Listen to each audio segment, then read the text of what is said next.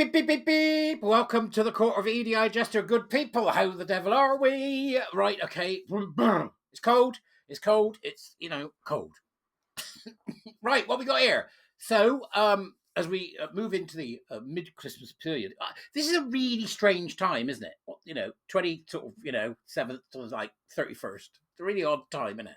Unless, of course, you're a doctor or somebody who does a serious job or is needed to be on call 24 hours a day, in which case they're still working while you're making merry with your Baileys grasped in one hand and your walnuts in the other. Right, so here we go. Oh, Wes Streeting. The trouble is, every time I hear the word Wes Streeting, all I can think about is Wes Craven and Nightmare on Elm Street. So Wes Streeting, you're my boyfriend now, Nancy. Wes Streeting, right, has had a bit of a backlash. Oh, kinky devil. He's had a bit of a backlash from Labour MPs, not so kinky, over puberty blockers ban. Gosh, I mean, the Labour Party, run by Queer Harmer, is having a bit of an infight and giving Wes a bit of a hard time. Come on now, don't give Wes a hard time. He's blocked the puberty blockers. It doesn't look like it's stopping anything, but he's blocked the puberty blockers. Several have written to the Health Secretary asking him to rethink the policy they say is an attack on the trans community.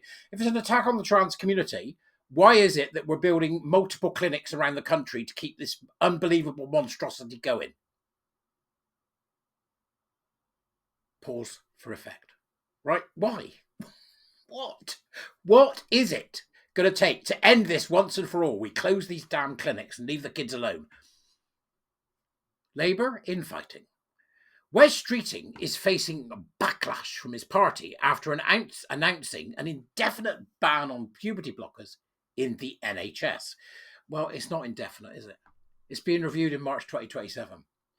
They're appeasing the nutters. That's what they're doing. That's what I think they're doing. They're doing a Chamberlain when we need to be doing a Churchill. That's what I think they're doing. They're appeasing the nutters.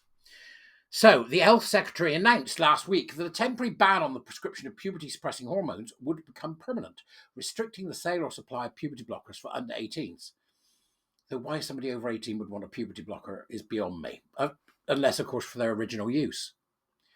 The decision will be reviewed no earlier than 2027. I'm hoping that gets kicked into long grass and it's not reviewed until 3027, by which time it won't matter, because we'll all be like thin, reedy, ethereal creatures that don't fart.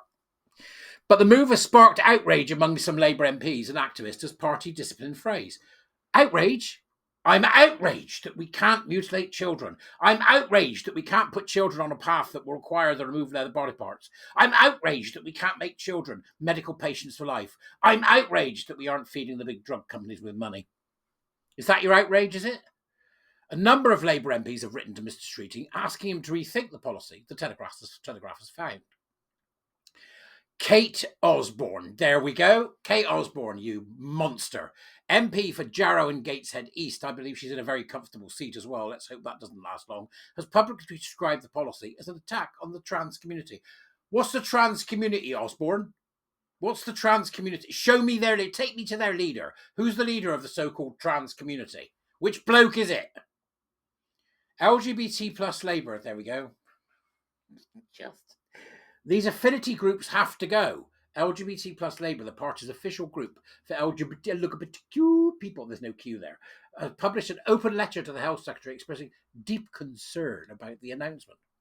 They've said in their open letter, get your peepers around this, we worry that a permanent ban on puberty blockers will have a detrimental impact on the mental health of young trans people. It won't. It will do exactly the opposite. It will mean they'll have to face up to reality and get the proper mental treatment they need. Puberty blockers represent an important medication for many children and young people with gender dysphoria. Now, you've got to notice the bait and switch there, right? What they do is they say puberty blockers represent an important medication for many children and young people with gender dysphoria. The only people that go on puberty blockers are children. The reason that they add young people is they want to make it more palatable. It's children, you safeguarding nightmares. It's children, right? Okay. Wes Streeting is listed on the group's website as one of its parliamentary patrons alongside 53 other MPs. Wes, get away from these people, for God's sake.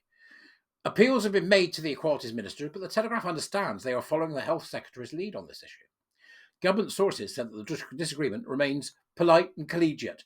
Why are you being polite and collegiate with people who want to harm children? Right? Why? I wouldn't be polite and collegiate. I would be like, put your coat on, I'm going to throw you out. Right?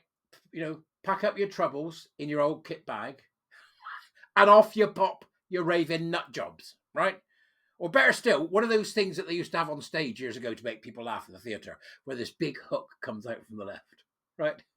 Grabs them by the neck and pulls them off. We need one of those for all the LGBTQ people in Parliament. Why aren't there puberty? I want puberty blockers for children. And this big hook comes out the wall, just yanks them off the stage. Go, you monsters. Ugh. Polite and collegiate. What for? Earlier this week, all Labour MPs, I've had a drink, all Labour MPs were invited to a meeting in Parliament with Dr. Hilary Cass, the paediatric consultant who authored a landmark review of gender identity services for children that was published in April. The report urged doctors to exercise extreme caution when considering a puberty blocker prescription, but yet we still know from the stuff I put up the other day that they're doing it. They're still doing it. It's still open season. Right, we're stopping puberty blockers this Monday. This must end. And what else are you going to do to end it? Oh, we're opening a dozen clinics and we're going to stuff them all in there instead and call it an experiment that gets a clinical trial, which for some strange reason, even though it's harming children directly, will get past the ethics committee, who are simply doing their job as doctors and activists. Give me a break. In March, the NHS stopped the routine prescription of puberty blockers for children. The routine prescription. When we look back in years to come and we say to ourselves, what was going on at that point, Barry? Well, at that point, it was routine to prescribe puberty blockers to children who were nuts enough to think they were the wrong sex. Good God. How did that ever get past the ethics committee? Infiltration. Really? Nobody will believe this. They will in about 60 years. Oh. The Health Service is currently drawing up the parameters of a clinical trial of puberty blockers, as Cass recommended in a report. I think that's a loophole. But gender-critical activists have urged the NHS to delay the trial, due to begin in the new year, to make sure it meets the safeguards recommended by Cass. Now, here we go, see? So Hilary said, I'm going to have this trial, but here's the safeguards. We need to make sure this doesn't happen. It can't happen. A source close to the Health Secretary said, Wes is acting on the basis of advice from clinicians and the Commission on Human Medicines.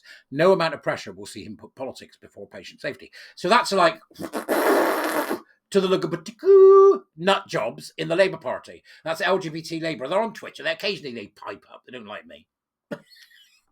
I can't possibly think why I'm delightful. Let's move on. Bit about puberty blockers if you want to know more. Right, the letters come amid growing discontent in the Parliamentary Labour Party about a number of politically sensitive decisions and the government's collapsing poll ratings. This week, 30 Labour MPs have publicly spoken out against the government's decision to deny $10.5 billion of compensation to the WASPy women. I mean, it just gets worse and worse. And then Diane Abbott came out and said about Starmer, he's got no feel for politics. You know, I understand people are really concerned about that. It isn't my area of concern. Puberty blockers are my area of concern. And right now, hormones are my area of concern. It stops for everyone. What's the new motto going to be for us all? What are we going to be saying in 2025 when that arrives very shortly? What is it going to be? Right? I think we should rebrand ourselves. We should all rebrand and become what is commonly known as the gender enders. Because that's got a nice ring. The public can go, have you seen this? Who's it from? Gender enders. Are they at it again? They are. The gender enders. And all we need then is a theme tune that's the equivalent of like the Avengers and Mission Impossible. The gender enders. Here we come. The gender enders. 2025 can't come soon enough. Let's keep up the pressure on these people, but also do what the warrior teachers do. One person at a time. That's the most important thing, because that's how we get the public to understand why what is happening is happening. And if you want to come and be a warrior teacher starting in February, adverts will go up in January. Rubs his hands in glee at the thought of new folks getting started. Thank you very much for your support as usual. And other than that, go and have a good day. All right, that's enough rabbiting for me for one day. I'll see you later. Bye.